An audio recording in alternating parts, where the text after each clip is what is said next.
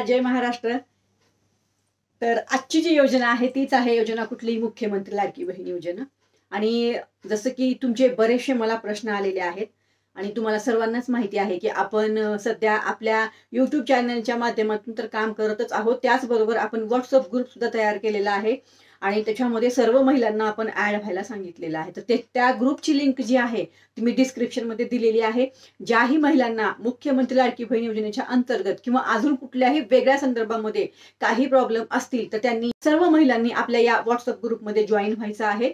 सगळ्यात महत्त्वाचं व्हिडिओ शेवटपर्यंत पाहायचा आहे, कारण खूप महत्त्वाच्या मुद्द्यावर आणि तुमच्याचकडनं मला जे प्रश्न आले आणि मी जे उत्तर दिलं त्याच्यातनं जे काही त्यांचे प्रॉब्लेम होते योजनेच्या अंतर्गत त्या ताईंचे, तर ते सॉल्व्ह झालेले आहे। त्या संदर्भात मी बोलणार आहे थोडंसं की त्यांचा प्रॉब्लेम कसा सॉल्व्ह झालेला आहे तो। व्हिडिओ शेवटपर्यंत पहा। नवीन असाल तर चॅनलला अवश्य सबस्क्राईब करायचं आहे, लाईक करायचं आहे आणि ही माहिती शेअर करायची आहे सर्व महिलांपर्यंत। का? कारण महाराष्ट्रामध्ये बऱ्याच महिलांना अडचणी आहेत, तर आपला उद्देशच आहे की तळागाळापर्यंत महिलांपर्यंत पोहोचणं, आपला हा एक उद्देश आहे। त्यामुळं सर्वांना विनंती आहे आणि ह्याला एकही रुपया लागत नाही। चला तर मग व्हिडिओला सुरुवात करूया। तर आज पर्सनली त्या ताईंचा मेसेज आलेला आहे व्हॉट्सअपला। तर त्यांचं असं म्हणणं आहे की त्यांनी जुलैमध्ये, बघा हे ऑफिशियली म्हणजे हे जे मी काम करते ना हे अगदी जेन्युइन आहे आणि आपण जे सांगतो त्याच्यावर रिझल्ट पण येत आहेत महिलांना। तर आज जे व्हिडिओ आपला असणार आहे तर त्या ताईंना रिझल्ट आलेला आहे। आपण जे सांगितलं त्यांना की ताई तुम्ही योजनेच्या अंतर्गत असं असं करा, तर त्यांनी जाऊन तसं त्या पद्धतीने काम केलं आणि त्यांना पैसे आले योजनेच्या अंतर्गत। तर पुढे पाहूया की त्यांनी काय केलं। त्या ताई ज्या आहेत त्या धुळ्यामधून आहेत। तर त्या ताईंनी जुलैमध्ये फॉर्म भरला होता, बरोबर। त्यांनी जुलैमध्ये फॉर्म भरला पण त्यांना एकही रुपया अजून आलेला नव्हता असं त्यांचं म्हणणं आहे, बरोबर। आणि एकही रुपया आलेला नव्हता, त्यामुळे त्यांना कुणीतरी आपल्या चॅनल बद्दल सांगितलं किंवा आपण जी माहिती देतो त्याबद्दल त्यांना सांगितलं आणि त्यांना सांगितलं की तुम्ही यांचे व्हिडिओ पहा, तुम्हाला समजेल, तिथून त्यांचे प्रॉब्लेम सॉल्व्ह होत आहेत। त्या ताईंनी विश्वास ठेवून आपला व्हिडिओ पाहिला। आपण बऱ्याचशा व्हिडिओमध्ये सांगितलं की तुमचे काय प्रॉब्लेम असतील ना मला कमेंट करा, मी त्याच्यावर तुम्हाला उत्तर देत असते। तर असंच आपण एका व्हिडिओमध्ये उत्तर दिलं होतं की ज्यांनी जुलैमध्ये फॉर्म भरले असतील किंवा ज्यांनी कधीही फॉर्म भरले असतील, फॉर्म अप्रुव्हल आहे, अजून एकही रुपया मिळत नाही, अशा सर्व महिलांनी तुमच्या जिल्ह्यामधील महिला व बाल विकास अधिकारी कार्यालय जे असेल त्या ठिकाणी जाऊन तक्रार करा। तर त्या ताईंनी त्या संदर्भामधला आपला व्हिडिओ पाहिला आणि तसं त्यांनी त्यांच्या महिला व बाल विकास अधिकारी जिल्हा कार्यालय आहे त्या ठिकाणी जाऊन त्यांनी तक्रार नोंद केली त्यांची। त्यांनी तिथे जाऊन त्यांचा जो काही मुद्दा आहे की जुलैमध्ये फॉर्म भरला, एकही रुपया आलेला नाही, फॉर्म अप्रुव्हल सर्व व्यवस्थित, त्यांनी तक्रार तिथे दाखल केली। आणि तक्रार दाखल केल्यानंतर त्यांचं असं म्हणणं आहे आता की त्यांना अगोदरचे पैसे नाही मिळाले पण त्यांना 3000 रुपये मिळालेले आहेत। कधीचे? फेब्रुवारी आणि मार्च या 2 महिन्याचे त्यांना पैसे मिळालेले आहेत। बघा हे ऍक्च्युली हे काम झालेलं आहे। आता त्या ताईंचं असं म्हणणं आहे, ताई मी जेव्हा तक्रार दिली ना त्या ठिकाणी तर बहुतेक माझी तक्रार तिथपर्यंत गेली असेल आणि म्हणून मला आता म्हणून मला आता फेब्रुवारी आणि मार्च असे 2 हप्ते आलेले आहेत 3000 रुपये। तर अगदी खूप आनंदाची बातमी आहे आणि मला खरंच खूप छान वाटलं की आपण जी माहिती सांगतोय जर तुम्ही त्या माहितीला फॉलो करता, जसं मी सांगते तसं प्रोसेस करताय, तर नक्कीच तुम्हाला काही ना काही तिथं मार्गदर्शन मिळणार आहे किंवा काही ना काही रिझल्ट मिळणार आहे। तर त्या ताईंनी माझा व्हिडिओ पाहिला त्याबद्दल त्यांचे धन्यवाद। त्याचबरोबर मी जसं सांगितलं तसं त्यांनी ते सर्व वर्क केलं त्याबद्दलही त्यांचे धन्यवाद।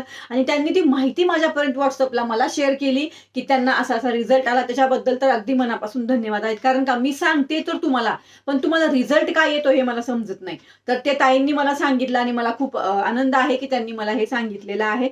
तर हा प्रॉब्लेम प्रॉपर आता सॉल्व्ह झालेला आहे, म्हणजे त्यांना आता इथून पुढे येणाऱ्या काळामध्ये पैसे मिळतीलच। त्याच्यामध्येच त्यांचा असा दुसरा प्रश्न मला असा होता की ताई मी जुलैमध्ये फॉर्म भरलेला आहे, बरोबर, मला 3000 तर मिळाले पण मला जुलै, ऑगस्ट, सप्टेंबर, ऑक्टोबर जे काही असेल ते तेव्हाचे पैसे मला मिळालेले नाहीत, तर ते पैसे मला मिळतील का? तर ह्याच्यावरती मी अगोदर पण तुम्हाला बोलली आहे, मी परत तुम्हाला त्यांच्या प्रश्नावरती उत्तर देणार आहे की बघा कसं होतं ना, आता जुलै आणि ऑगस्टमध्ये ज्यांनी फॉर्म भरले त्यांच्यासाठी जेव्हा सरकारने पहिला GR काढला होता ना तेव्हा सरकारने असं सांगितलं होतं की तुम्ही जुलै ऑगस्टमध्ये फॉर्म भरला तर तिथून तुम्हाला सर्व पैसे मिळणार आहेत पुढचे, बरोबर। किंवा तुम्ही जुलै ऑगस्टमध्ये फॉर्म भरला असेल आणि तुम्हाला सप्टेंबरमध्ये पैसे आले असतील एका महिन्याचे, तर तुम्हाला मागे जुलै आणि ऑगस्टचे पण पैसे मिळणार असं सरकारने तेव्हा सांगितलं होतं, बरोबर। पण आता जो मुद्दा मी तुम्हाला सांगणार आहे, बघा आता कसं होतं ना, आता आहे हे आता 2024चा मुद्दा झालेला आहे. ही फक्त माझ्याकडून मी माहिती देते, सरकारकडून ह्याच्यावर कुठलीही ऑफिशियली माहिती अजून आलेली नाही की तुम्ही जुलैमध्ये फॉर्म भरलाय, ऑगस्टमध्ये फॉर्म भरलाय आणि तुम्हाला ते पैसे अजून मिळाले नाहीत तर पुढे मिळतील का. आता तर अजून काही अपडेट नाही, पण मी जी माहिती ही सांगते ना ती तुम्हाला मागची म्हणजे 2024ची माहिती तुम्हाला सांगतेय की तेव्हा सरकार देणार होतं, पण आता असं झालेलं आहे की आता देईल का नाही याच्यात थोडा संकोच आहे, शंका आहे. तर ती शंका काय आहे तुम्हा सर्वांना माहिती आहे. ते जे बजेट होतं ते 2024चं होतं या योजनेच्या अंतर्गत. त्या बजेट अनुसार तुम्हाला सर्वांना लाभ देण्यात आलेला आहे. पण आता झालंय असं की फॉर्म भरपूर आहेत, महिला भरपूर आहेत, लाभ घेणाऱ्या महिला भरपूर आहेत, बरोबर. आणि दुसरं म्हणजे आता जे 2025चं बजेट आहे ना ते पण जाहीर झालं, तुम्हाला माहिती आहे अर्थसंकल्पामध्ये 36,000 कोटी रुपये, बरोबर. बरोबर. तर हे ऑलरेडी आता हे बजेट जाहीर झालेलं आहे. आता ह्याच्यामध्ये ते मागचे हप्ते ते देतात की नाही देतात ते माहित नाही. कारण हे जे बजेट आहे ना त्यांनी आता पुढच्या निकषांना धरून किंवा मग जे काही 12 महिन्यासाठी पुढचं आपलं मार्चपर्यंत असणार आहे, बरोबर, हे बजेट त्यानुसार त्यांनी ते बजेट जाहीर केलेलं आहे. आता ह्याच्यामध्ये तुम्हाला जुलै ऑगस्टचे पैसे मिळतील, सप्टेंबरचे पैसे मिळतील, अजिबात त्याच्याबद्दल काहीच अजून तरी अपडेट आलेली नाही. त्यामुळं मला असं वाटतंय, माझं असं मत आहे की तुम्ही आता जर तुम्हाला फेब्रुवारी मार्च पासून पैसे मिळतायत ना तर तुम्ही तेच पैसे तुम्हाला मिळालेले आहेत आणि तेवढे मिळतायत ना तिथून पुढे तुम्हाला मिळत राहतील असं थोडंसं तुम्ही ग्राह्य धरा असं मला वाटतंय. बाकी जर सरकारला वाटलं की जुलै आणि ऑगस्टचे पैसे द्यायचे आहेत तर त्याच्यासाठी सरकार काय उपाययोजना करेल, कसं करेल हे आपल्याला अजून तरी काही माहिती नाही. पण सर्वांनाच सांगते, जुलै ऑगस्ट मध्ये फॉर्म भरलाय, फॉर्म अप्रुव्हल आहे, मागचे पैसे मिळालेच नाहीयेत. तुम्ही जुलै, ऑगस्ट, सप्टेंबर, ऑक्टोबर कधीही फॉर्म भरलेला असेल 2024च्या अगोदरचं सांगते मी तुम्हाला, तर ते तुम्ही आता तिथं तेव्हा फॉर्म भरलाय तर तो विषय सोडून द्या.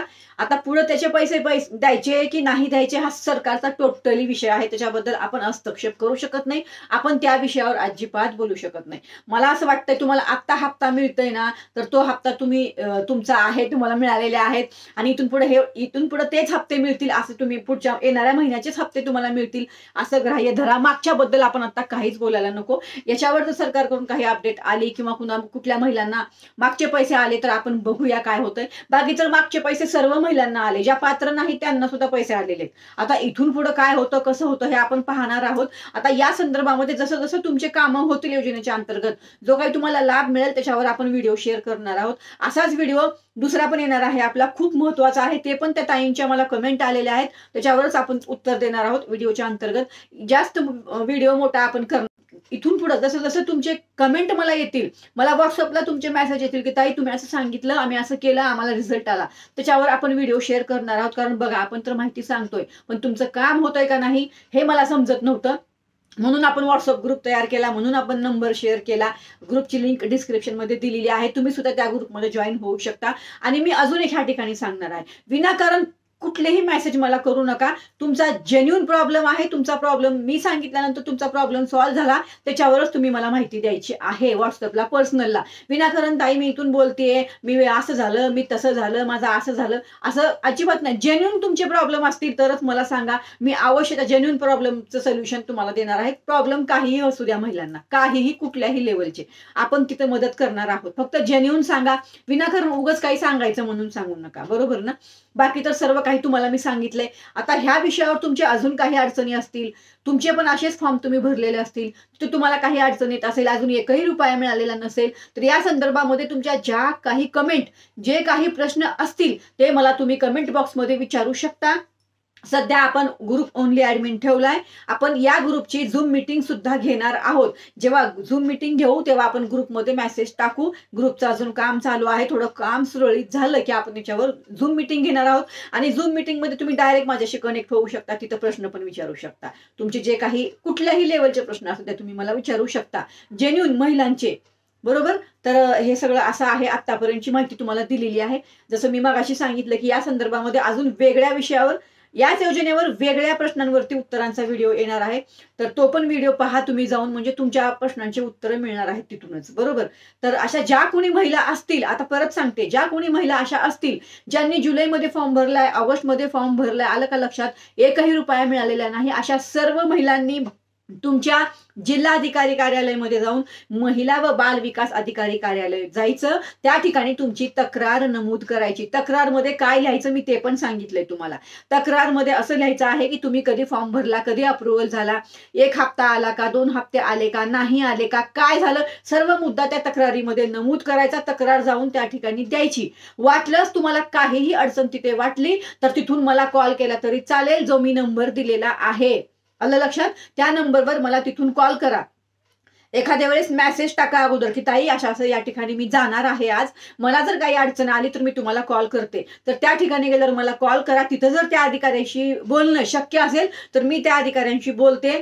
सर्वांनी एकदमच करू नका. अगदी जेन्युइन प्रॉब्लेम आहे तरच मला कॉल करा. नाहीतर विनाकारण 10 महिला एकाच दिवशी जातील आणि 10 महिला मला एका दिवशी कॉल करतील, तर तिथं प्रॉब्लेम होईल. मी फोन नाही उचलू शकणार तेवढ्या महिलांच्या. आलं लक्षात? त्यामुळे जर तुम्ही जाणार असाल जिल्हाधिकारी कार्यालयामध्ये आणि अशा मेसेज टाकून ठेवा, ताई मी जिल्हाधिकारी कार्यालयामध्ये या वेळेत जाणार आहे, जर तिथं काही अडचण आली तर मी तुम्हाला कॉल करते, माझं असं असं नाव आहे, असं मला पर्सनलला व्हॉट्सअपला मेसेज टाकून ठेवा. म्हणजे माझ्या लक्षात येईल की तुमचा मला यावेळेस कॉल येणार आहे. मग मी त्यावेळेस तुमचा कॉल अवश्य घेईल. त्या अधिकारी तिथं जे कोणी अधिकारी असतील त्यांच्याशी बोलणं शक्य असेल तर मी अवश्य बोलणार आहे. आलं लक्षात? आता अजून एक व्हिडिओ जो येणार आहे आपला, तो आहे आपला मुख्यमंत्री गॅस योजनेवर. तर त्या योजनेची सुद्धा आपण माहिती घेतलेली आहे. त्या योजनेवर लवकरच व्हिडिओ, उद्यापर्यंत त्या योजनेवर व्हिडिओ येईल. अवश्य तो पण व्हिडिओ पहा आणि तोही व्हिडिओ सर्व महिलांपर्यंत शेअर करा. तर परत भेटूया तुमच्याच प्रश्नांवरती उत्तरांचा व्हिडिओ घेऊन. तोपर्यंत धन्यवाद. जय हिंद, जय महाराष्ट्र. नवीन असाल तर चॅनलला अवश्य सबस्क्राईब करा, लाईक करा आणि शेअर करा. हे सांगावं लागतं, सांगितल्याशिवाय कोणीही करत नाही, म्हणून वारंवार सांगावं लागतं. धन्यवाद. भेटू परत.